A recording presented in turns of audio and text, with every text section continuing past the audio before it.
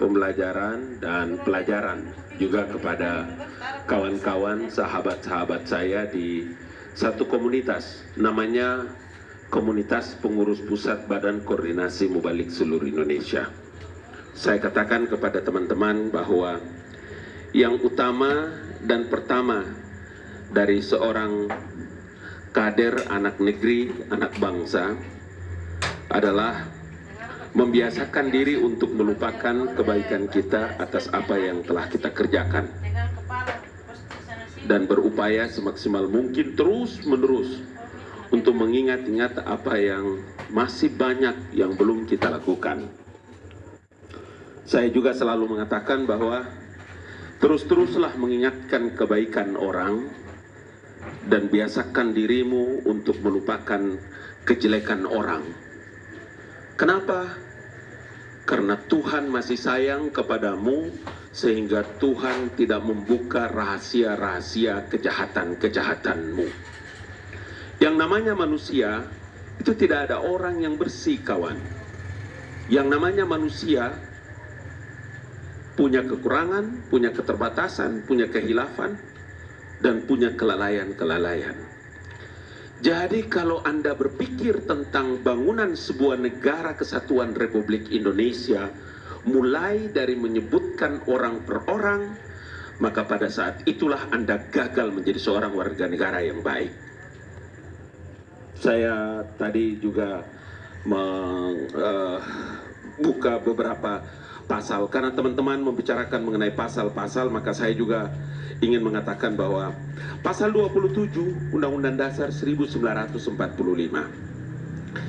segala warga negara bersamaan kedudukannya di dalam hukum dan pemerintahan dan wajib menjunjung hukum dan pemerintahan itu dengan tidak ada kecualiannya. Ayat 2, tiap-tiap warga negara berhak atas pekerjaan dan penghidupan yang layak bagi kemanusiaan. Saya mendengar berkali-kali dijelaskan oleh para ahli, utamanya adalah Profesor Dr. Yusril Iza Mahendra, abang dan guru saya, menjelaskan tentang poin ini. Kalaulah ada kebencianmu kepada seseorang, kemudian kamu berlaku tidak adil, maka pada saat itulah Anda menggunakan hak Tuhan dalam menghakimi orang. Saya mau pelan-pelan saja karena energi saya yang keras itu saya sudah habiskan berdua kali berhadapan dengan Pak Marwan Siregar, Marwan Batubara, mohon maaf, bersama-sama juga sama Arya pada waktu itu. Itulah saya menolak kenapa kalimat-kalimat yang digunakan oleh Pak Marwan dan beberapa kawan-kawan lain, tangkap penjarakan. Kenapa pemerintah mengangkat manusia kotor seperti ini? Memang ente bersih? Memang ente orang baik? Tuhan saja masih sayang, belum membuka rahasia-rahasia kejahatanmu semua. Saya bukan orang baik, tapi saya juga berusaha untuk memperbaiki diri, kawan. Kalau Anda tidak percaya terhadap proses hukum, pengadilan, mahkamah apa yang disebut dengan komisi pemberantasan korupsi, kenapa kita masih menggunakan asumsi-asumsi, dugaan-dugaan, nafsu-nafsu? Nggak boleh dong. Lah kita bicara ini kan adalah fakta hukum. Terus kenapa harus Anda menuduh terhadap lembaga-lembaga itu tidak begitu adil, kemudian ada fakta, ada bukti? Emang ente pengadilannya? Atau ente hakim? Anda kan manusia biasa dong. Anda kan bukan hakim, kawan. Kenapa Anda begitu pandai menghakimi orang tanpa pernah Anda melalui proses pengadilan? Di pengadilan ada pengacara, ada jaksa, ada penuntut umum, ada ini. Di sanalah orang. Maka di dalam ilmu hukum itu dikenal dengan mens rea. Ada niatnya. Innamal a'malu binniyati wa innamal likulli imri'in ma nawa. Itu yang dipakai oleh pengadilan. Nah, dalam posisi inilah saya ingin juga menyampaikan kepada kita-kita lah, ya, Haji Lulung kawan saya, Adi Masardi, Bang Marwan yang sudah saya dengar bicara. Ini ada Uni di sini, tadi juga Maman. Kita ini pernah DPR RI, ada Bang Ara. Suka dan tidak suka 5-10 tahun akan datang dan hari ini kita sudah dikenal publik, menjadi tokoh. Maka seluruh ungkapan pikiran kita itu adalah menggambarkan karakter dan kepribadianmu. Jadi kalau kita sudah memulai dari diri orang kemudian mengadili orang, itu yang dilarang di dalam hukum-hukum Alkitab. Al-Quran menjelaskan, wala yajrimannakum sana'anum qaumin. Jangan karena kebencianmu kepada seseorang kamu berlaku tidak adil. Adilu, adilah kamu. Fa'adilu, berlaku adillah kamu. Huwa aqrabu litaqwa. Itulah lebih dekat kepada orang yang bertakwa. Bagaimana mungkin Bang Ade Mas Ardi antum bilang insya Allah dia akan kena ini? Jangan ente doakan orang kena bencana. Dilarang dalam agama Islam itu, Pak. Orang-orang mukmin tidak boleh memperlakukan diri seperti begitu. Saya harus ingin mengatakan kepada semuanya bahwa tidak terlalu bodoh-bodoh amatlah orang itu melakukan seleksi kepada siapa yang tepat dan layak duduk dalam badan-badan usaha milik negara itu.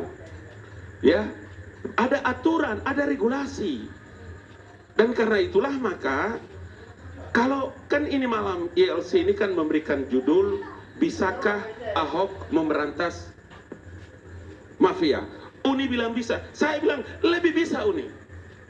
Bisa. Kenapa? Karena hari ini pikirannya Pak Erik itu sekarang adalah komisaris sama seperti dahulu. Komisaris itu adalah mewakili menteri, mewakili pemerintah dalam memegang saham. Komisaris langsung dengan menterinya, direksi dengan komisarisnya. Apa yang mau saya bilang? Iya dong.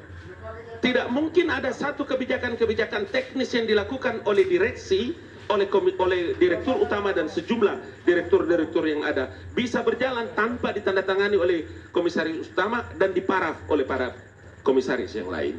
Artinya apa? Ya, mesti dia seiring sejalan dan tidak akan mungkin itu bisa dilakukan kecuali harus mendapat dukungan dari semua pihak. Nah, poin inilah yang saya pikir sebagai kita bolehlah menyebutkan diri ini, kita kan sama-sama usia ini anak-anak muda lah sebetulnya, meskipun bukan milenial, tapi kita masih punya waktu antara 10 sampai 15 tahun ke depan, panjang umur lah.